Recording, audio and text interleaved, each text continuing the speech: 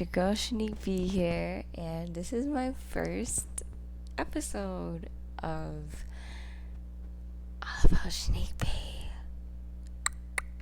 Um, so this podcast honestly is gonna be about like the ups and downs of life that I go through as a mom, of a person, relationships, trauma, all that kind of deep stuff.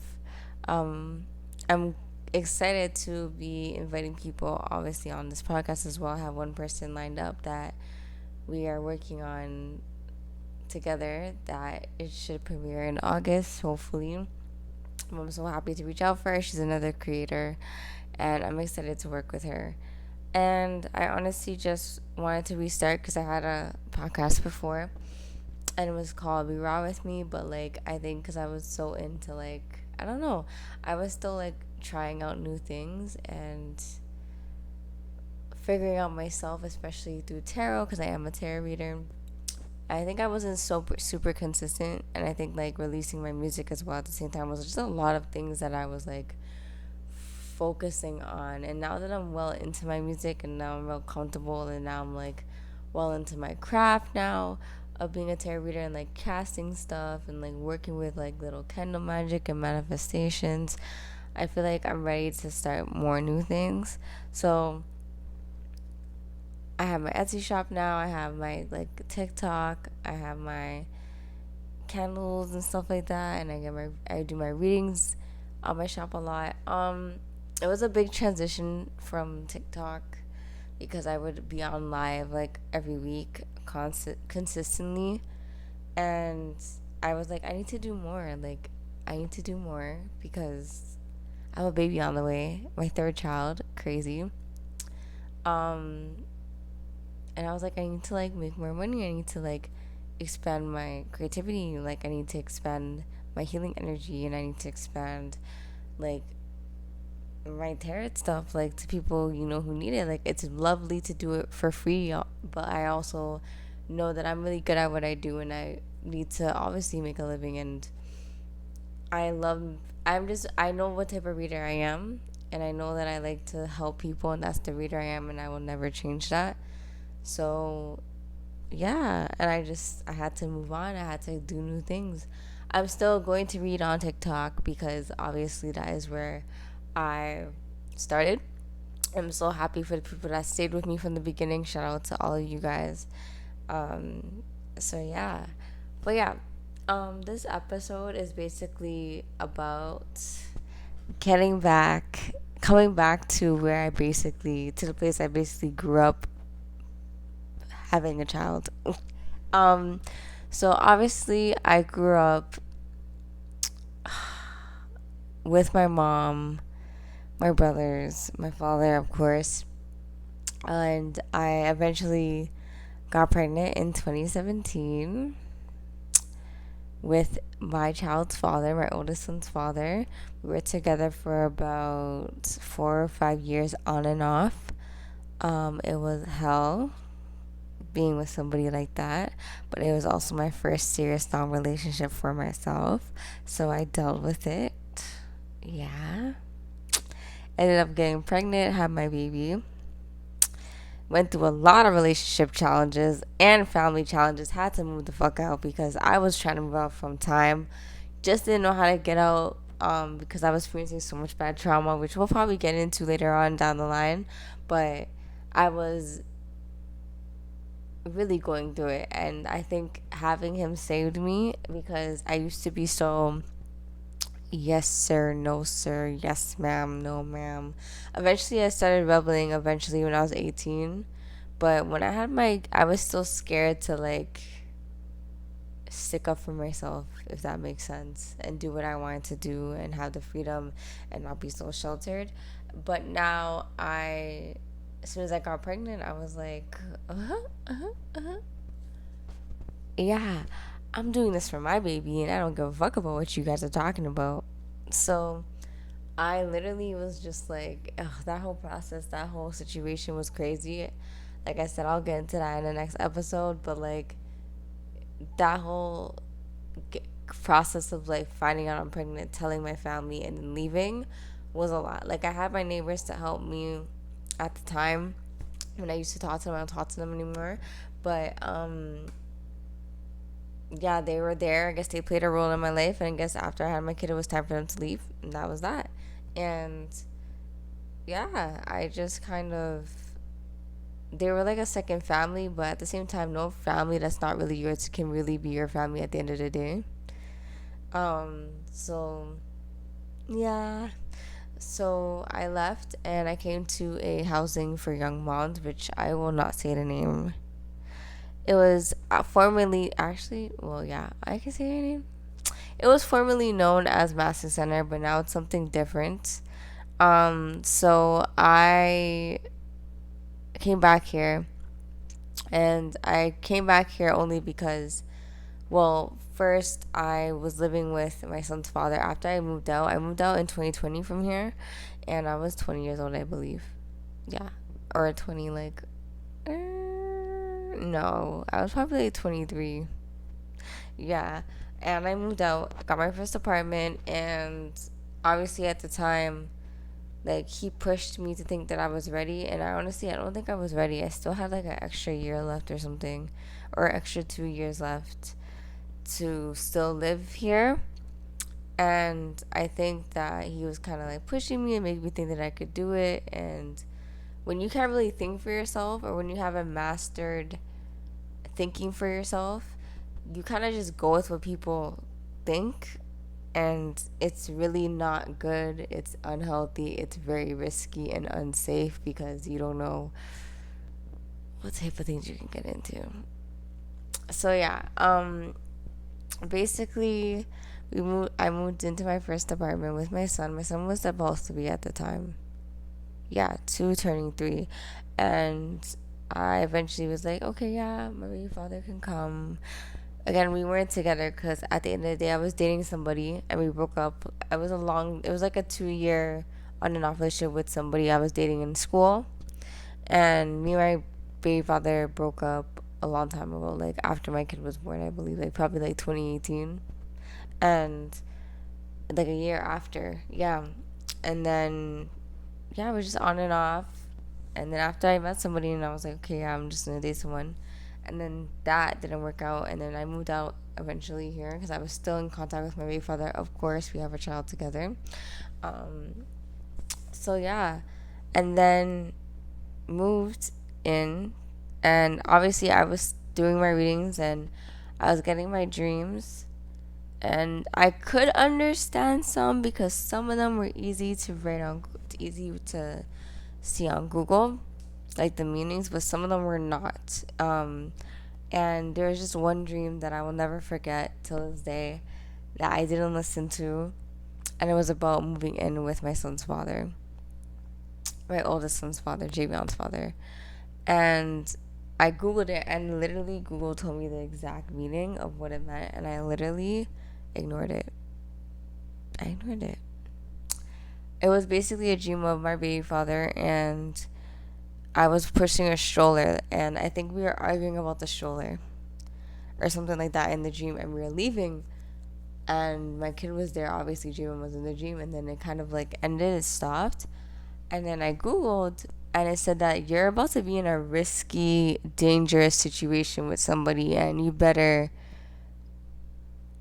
avoid being in that situation. I think my guides were trying to tell me that like moving in with him was gonna be a bad idea, and it was. I'm not gonna lie. We'll get into it. It was really bad.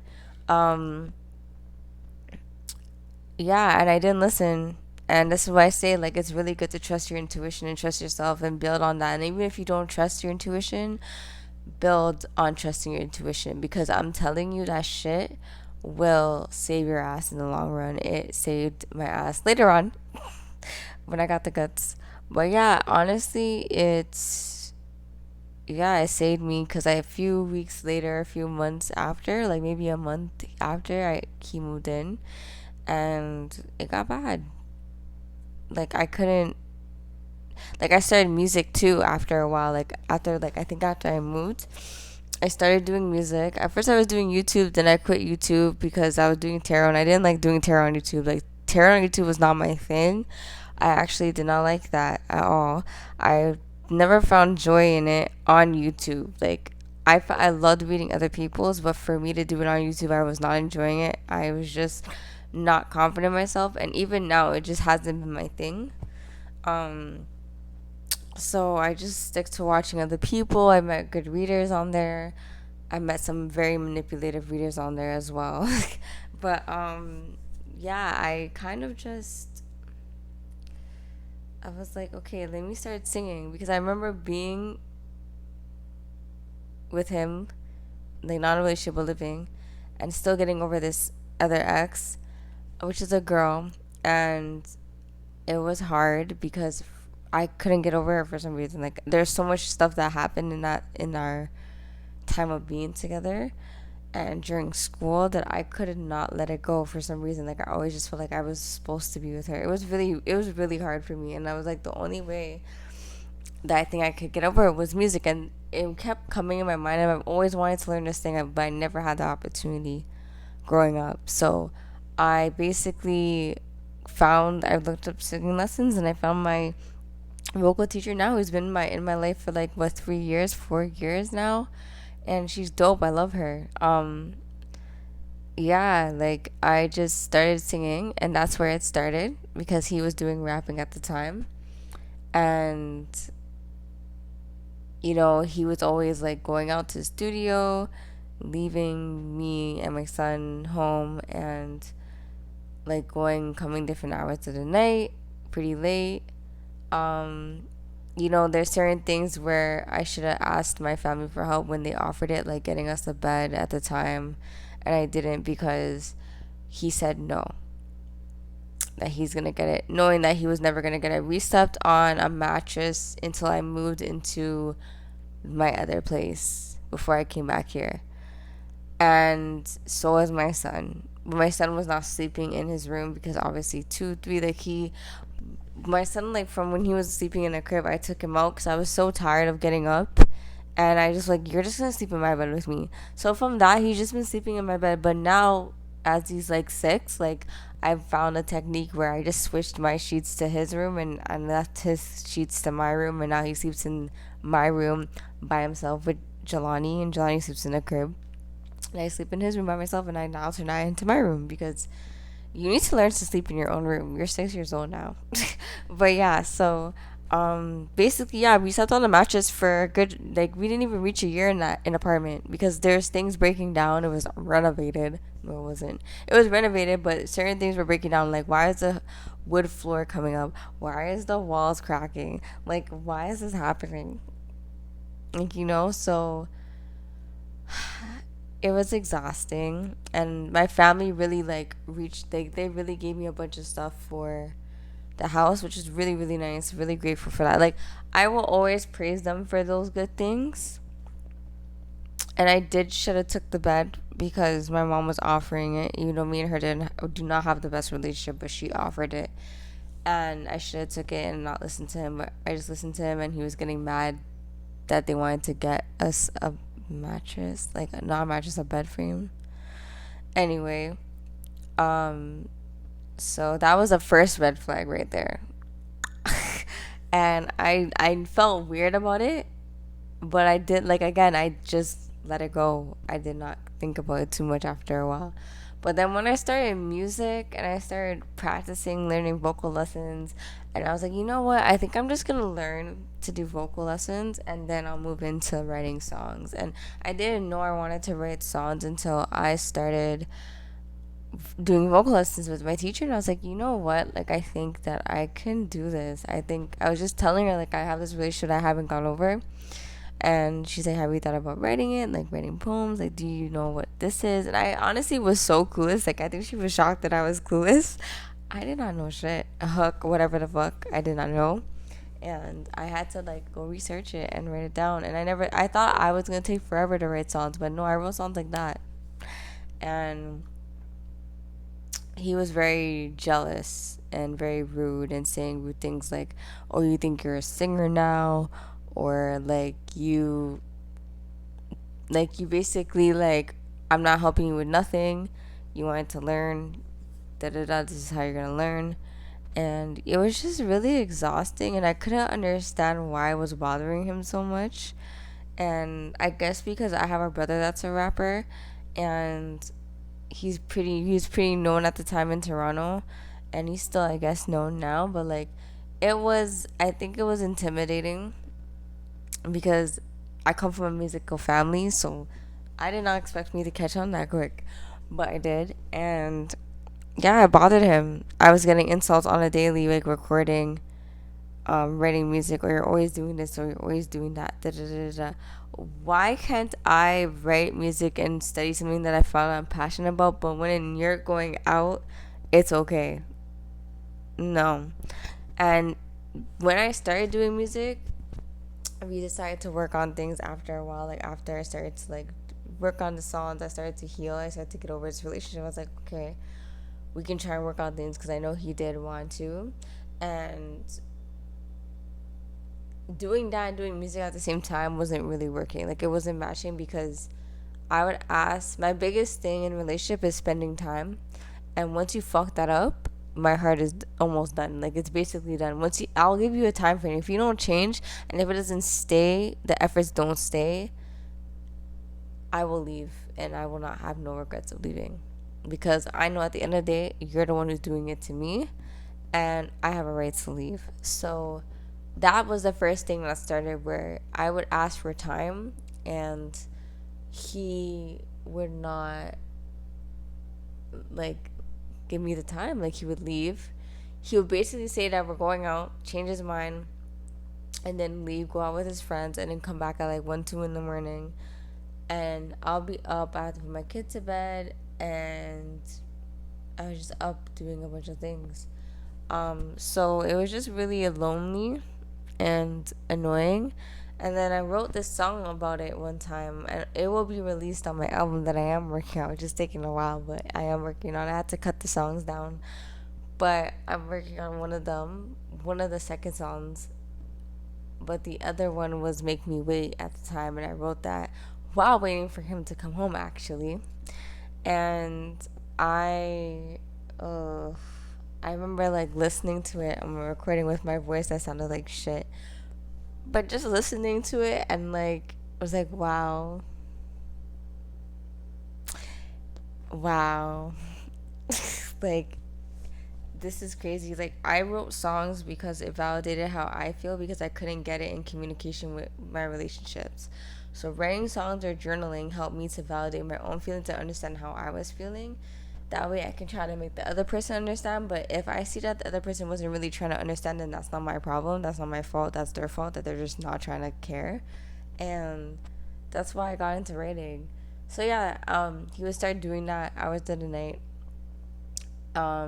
Start being very rude. Like I would cook things, and he'll like, let's say for example I'll make a recipe one day and it would be so bomb, like, but then I'll make one mistake making that recipe again, and he'll eat it, spit it out, and be like, what the fuck is this? This is shit. And then like throw it out and eat, and then go and order food and eat in front of me and my kid's face. Yeah. And then it got to the hitting. Then it got to, I don't want to do this anymore. Like I don't want to be talking and trying to rekindle shit because it's just not working. Then when you're acting like you're okay with it, and I'm trying to move on and find different guys and go on dates and hang out, you're trying to chase me out of the building to go see the person, not knowing that we already planned our fucking escape to leave the building and go chill. So like there was a lot of crazy stuff that happened, and I was just not understanding, like, but I realized what situation I was in, and the dream manifested itself. And that's something that I had to learn. Like you can't always rely on somebody and be codependent on somebody, because that person can end up having good intentions or bad intentions later down the road. Like it may seem all healthy and nice and cute at the beginning, but once that person realizes that they have that over you and they're a wicked person, they will take advantage of that, and it will be the end of you. I'm telling you. So I did not know how to get out of it.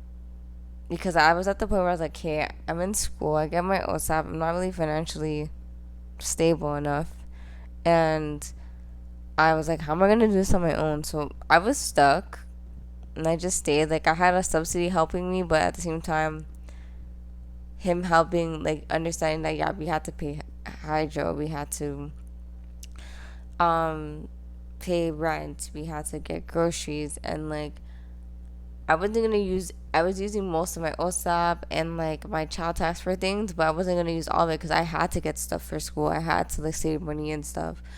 So when he would be upset when he had to like buy the groceries and spend like $300 on groceries. Well, yeah, it's a family of fucking three. What do you expect? You're gonna have to.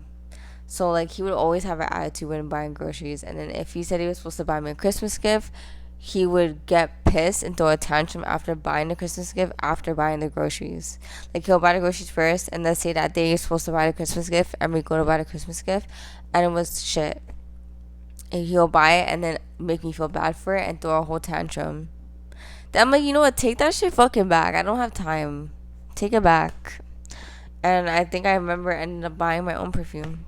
Eventually, I ended up buying it myself. And yeah, and just little things like that got really bad. And then I was like, you know what? Things in the apartment started getting really worse. We got a cat that he paid for. But he was also really rude to the cat too, which I didn't like.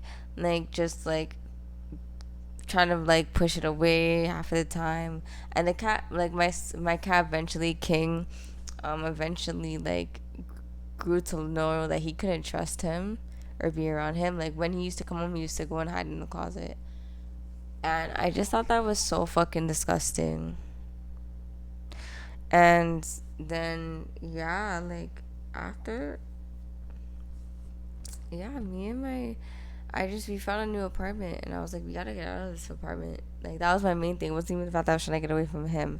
Like I was trying to get away from him through another relationship, but it wasn't working. I was just being waste guys. And so it's really hard dating and you're living with your baby father, and you have a kid and no one to watch your kid. So that was kind of hard. And then after eventually leaving and finding this place, getting approved, um, it was a condo. It was really nice, very nice area, but a lot of people are stuck up there. Um, so we moved there. It was cool, but then it got worse because he started putting his hands on me more, and not letting me eat sometimes, and threatening to hit our kid if he did something like a kid would do. Like for example, like Javon was like 3 or 4, so Javon was like, Javon has this thing where he'll have Nutella and he'll have it on his hand and he'll put it on the wall, and the walls are white. So like one day I was just hearing him, like I was just so fed up of him talking to like my son like that. And I was just like, yo, if you keep talking to him, like stop talking to him like that. Like I don't give a fuck. And this guy was like, you shut the fuck up, and swung me against the wall. Yeah. And it just kept going. And the more I did my music, it kept going. Jealousy. Anything I was doing for myself, it would start a reaction. Um, I remember once, like, even having sex was a problem because it was just like, I would want it, and then he wouldn't want it, and then he would want it, and I would not give it to him because it was just like, yo, you're being an idiot, and I don't feel like my emotions turned the fuck off. Like, at this point, I wasn't getting what I wanted out of the sexual relationship that we had. I was getting one night stand shit, and I don't do that crap. So if you're not gonna give me it, I'm gonna start rejecting you for it and holding. My heart started to close. Everything about me started to close off because I was like, this is not satisfying for me anymore. So yeah, and it got so bad like when my son started school, because I had to travel. Like we moved west and I had to travel back east to take him to school because we register him in the school there. Eventually I took him the fuck out because I was like, why am I the only one mostly picking him up, dropping him? And it was a lot. It's far as fuck and exhausting, and he would only do it once in a blue moon and then try to tell me that he's not switching schools. I don't give a fuck. He is switching schools. So when um Eventually, when the beatings started getting really worse, was when I got a girlfriend again in that area, and I actually knew her from when I was younger. But again, that didn't end so well. And I would have, like, let's say for example, like, Giovanni is the type of person at the time, like, he would not want to go to bed when there's somebody over, because he's so social, like, he's excited about life and everything. So he would just be not wanting to go out. I mean, go to bed. Like, he would just not want to. And it's hard when you have a girl over and she's not leaving yet, and you have to put your kid to bed. So I was like, you know what? You're just going to stay up with us, and I'll put you to bed. And it's not like this happens all the time. This was like a one time thing. So he was up, and his dad came home from work and seen her there, didn't say nothing, and then eventually she was leaving, like, she left. And then he started to, like, get at me. Oh, why the fuck do you have him up this late? Which is fine, I get it, he's up late, but you know our kid. So I was just like, he's going to bed now, it's whatever. And started, like, cussing me in front of him. Like, you're getting mad because you have to make his fucking lunch. You're getting mad because you have to put snacks in his bag. Like, why are you getting mad because of that? That's a life of a fucking parent. Anyways, then, yeah. Then I literally was, like, putting Javon to bed, and he started throwing shit at me. Like, he started throwing shoes at my face. He started throwing, like, boxes at my face, books at my face, while sleeping. Well, not sleeping, but, like, putting him to bed. And, like, Javon finally fell asleep. And I remember when he left the room, and I literally looked at my kid that day, and I said to myself, yo, I'm not doing this. I can't do this to us anymore. Like, I whispered it. I have to go. Like, or he has to go. And at the time, my friend, who's a tarot reader in New York, like, she was reading for me a lot. And then I whispered, and, like, I looked at her and I whispered it to her, and I tested it to her, because he would try to listen to my conversations. And I told her, like, what's going on? Like, what's the problem? Like, should I leave? And she's like, yo, it's every time you do something for yourself, you need to get out, because he needs to leave or you need to leave, because it's gonna get fucking worse and it's not gonna get better. And I'm like, okay. So I think that same day I planned it. Like, I planned the escape.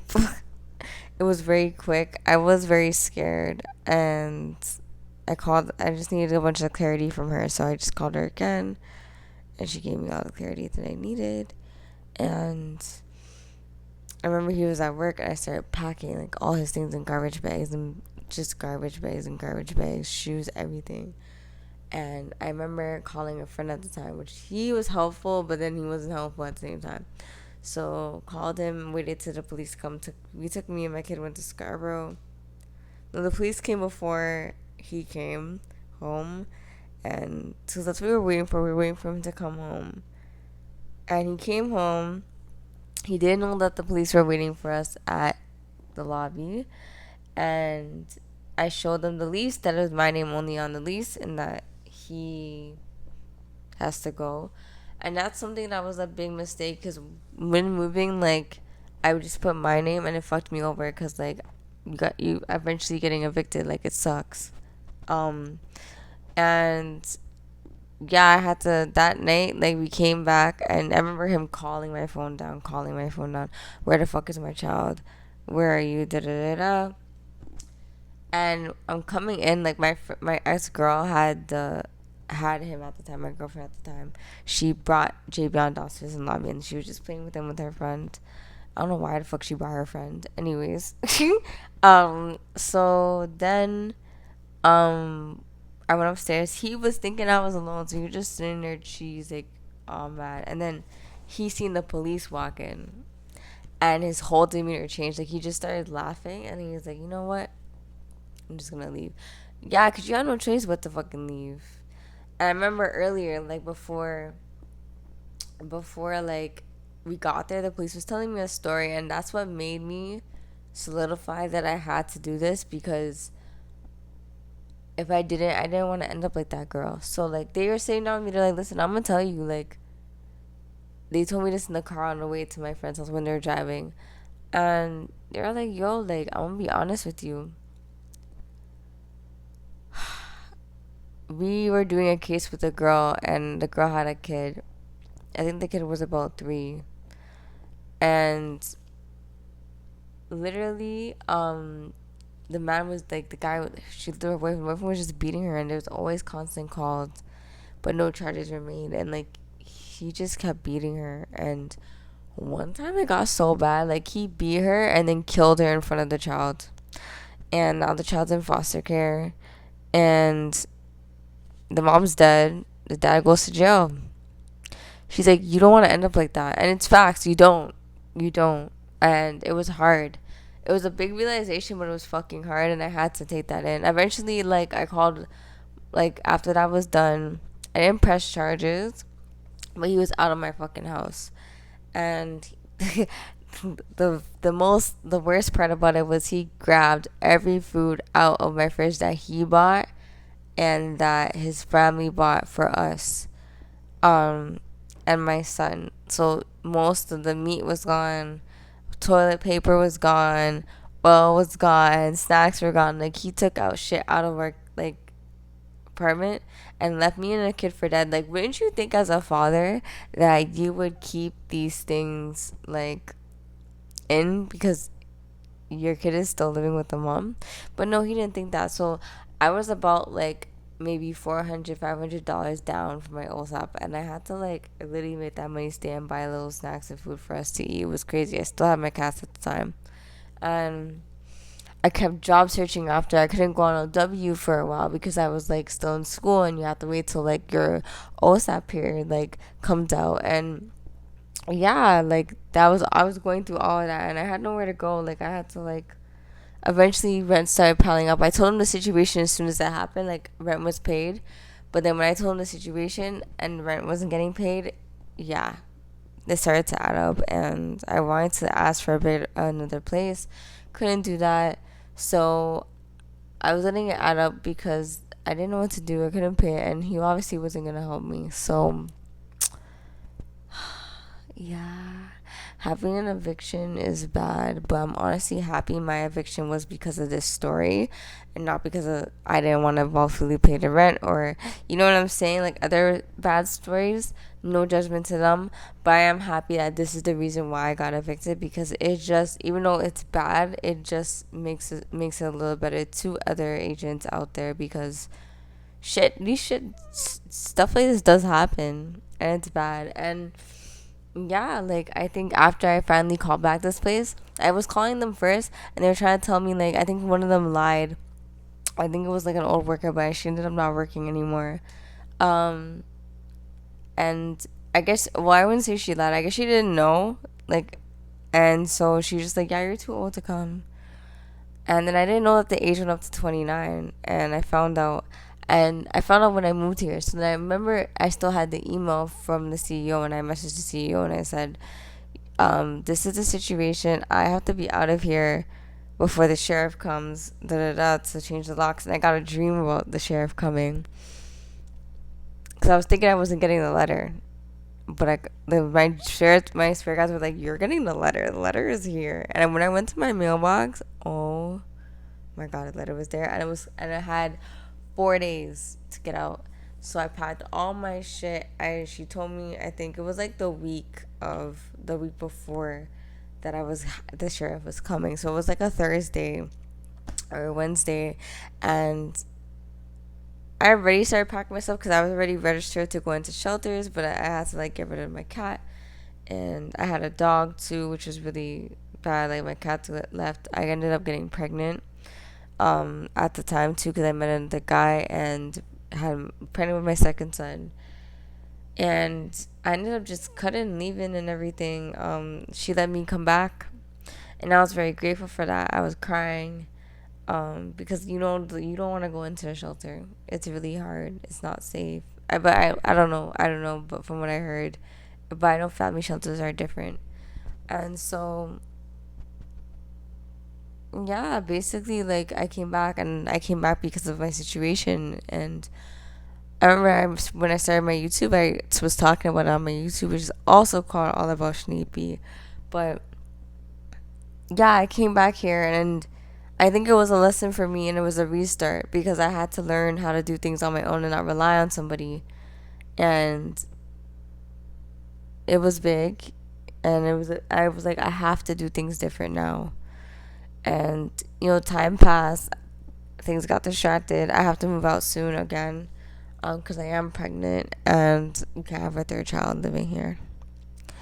But I am in the process of moving and it looks like I'm going to be able to move soon, hopefully.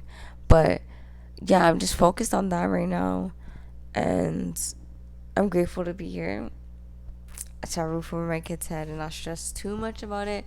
And, I am with, like, my child's father now. It's okay, my third child's father. Yes, we will get into that in the episode. um, but I met, like, another guy, and then I met another guy. And things were going better with this guy now that I'm pregnant for. Um, and honestly, yeah, that's like basically the whole story in the episode. Like it was crazy, and my biggest lesson is to like you guys gotta really think before you do things and not rely on no man. I'm telling you, not even a man, just a girl, whoever you fucking date. Just don't rely on nobody, even if it's a friend, because shit will go fucking left, especially if that person is insecure, doesn't know themselves, and has bad intentions, which was my situation. I knew more of myself a lot. I knew what I wanted. I knew what I expected. I am very independent. So to let people do things for me are very hard. And so I had to grow out of that. But I learned so much to not be like codependent because look where it got me. And it wasn't easy. Now my son is 6 and he recalls the police coming. He just doesn't know why. I try not to talk about it with him about his dad. But in other situations, if I get in a fight with somebody on the street or have drama or whatever, he's the first person to come and jump in and speak up. And that's not his job, but that's what he's seen and that's what he felt like he had to do because of what I went through. And I think that's why I'm meant to have sons because they're protecting me. They're meant to protect me. It's like I found out from my reader that it's good karma, and that's why, because I never had no one to really be there for me like that. So that's why I have my sons, and they are very protective. I'm not gonna lie. The youngest one too, he shows it a little bit. My oldest one, he's in there, not a second thought, and he'll go up to the people who I don't like and ask them, "Why aren't you into my mom? Why are you mean to my mom?